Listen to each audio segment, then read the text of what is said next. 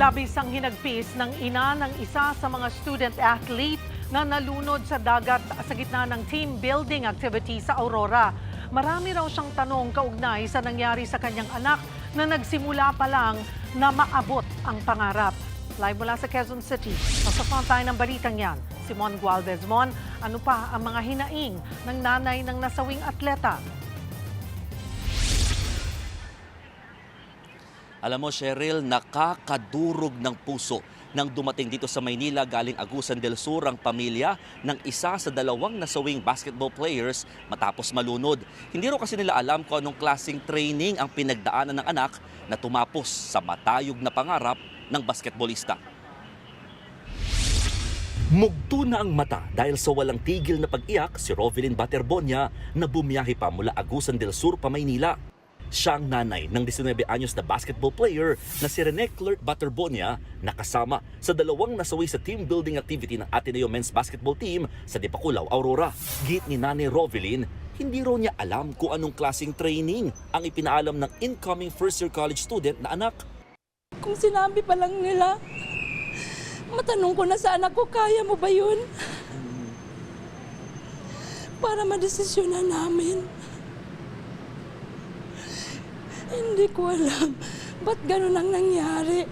Malaki talagang tanong ko, ba't napunta dun sa dagat?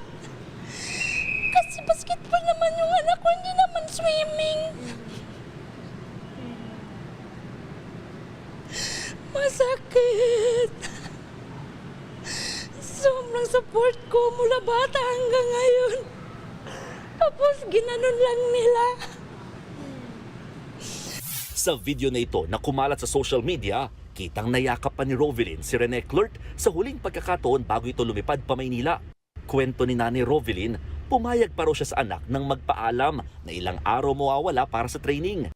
Excited na raw kasi si Rene Clerk na maglalaro para sa Ateneo Blue Eagles men's basketball team. Sabi ko, sige nak, mag-amping. And then, dapat ingatan yung katawan kasi isa lang yun.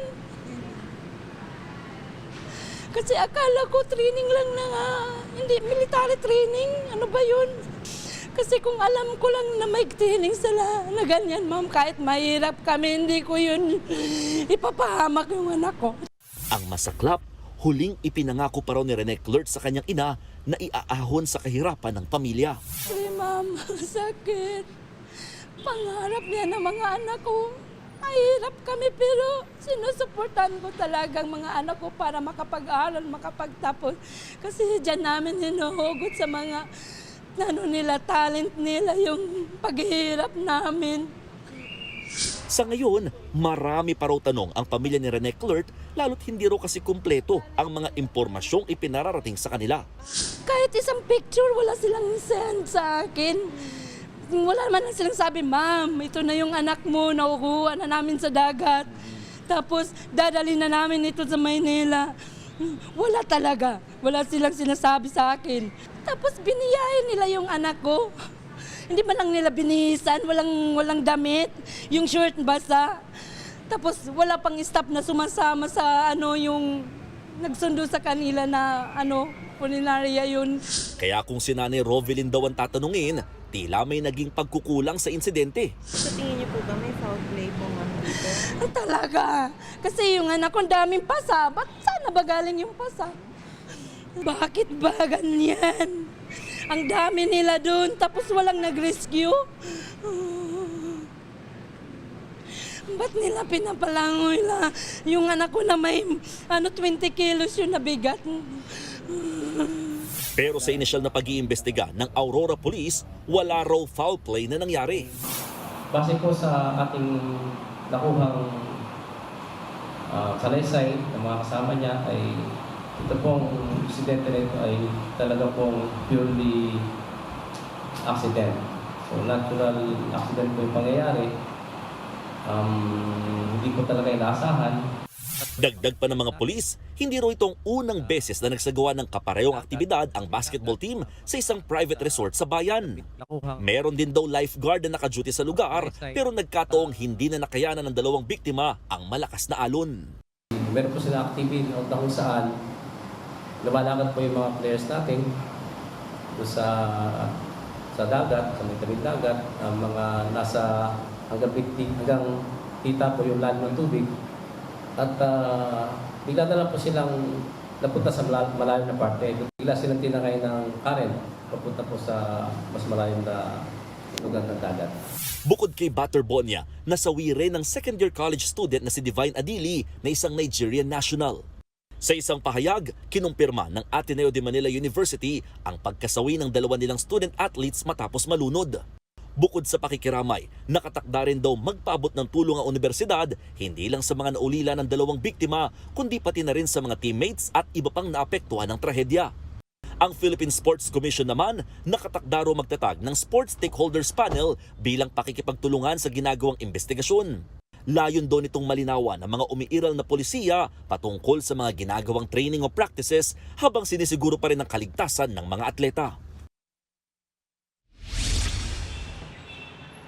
Cheryl, sa ngayon katatapos lamang ng ginawang autopsy sa labi ni Rene Clert Batterbonia matapos pumayag ang kanyang magulang para nga malaman kung nagkaroon nga ba ng foul play o nagkaroon ng mga hindi maayos na turing dito nga sa kanyang anak sa ginawang team building activity. Pinangunahan ito ng National Bureau of Investigation kasama ang PNP-CIDG base na rin sa hiling at panawagan ni Manila 3rd District Congressman Joel Chua. Hiling ng kongresista ay talagang makita yung lahat ng anggulo at walang mangyaring cover-up para nga dito sa reigning MVP ng basketball sa palarong pambansa noong 2025. Samantala, sa pinakahuling pahayag naman de Manila University, sinabi nito na nakipag-ugnayan na rin sa kanila ang pamilya naman ng Nigerian national na si Divine Adili at hinihiling nito na madala na or makuha pabalik sa Nigeria ang labi ng kanilang anak na isang second year o sophomore